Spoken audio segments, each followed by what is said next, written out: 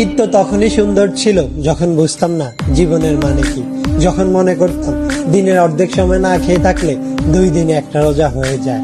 ঈদ তো তখনই সুন্দর ছিল যখন রোজা না রেখেও সবার আগে ইফতারি টেবিলের সামনে হাজির হতাম আর সবার আগে ইফতারি খাওয়া শুরু করতাম।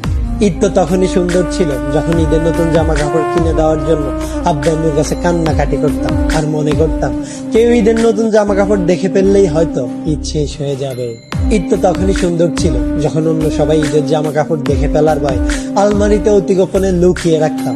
ঈদ তো তখনই সুন্দর ছিল যখন ঈদের দিন সবার পা ধরে সালাম দিতাম আর সালামের জন্য দাঁড়িয়ে থাকতাম।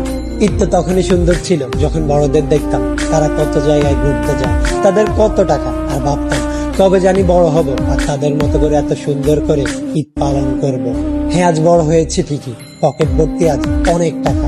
ঈদ আজ ঠিকই আছে, কিন্তু হারিয়ে গেছে ছোটবেলায় কাটানো ঈদের সেই আনন্দময় মুহূর্তগুলো। সত্যি অনেক বেশি মিস করি ছোটবেলায় কাটানো ঈদটাকে, যেটা চাইলে কখনো ফিরে পাওয়া সম্ভব নয়।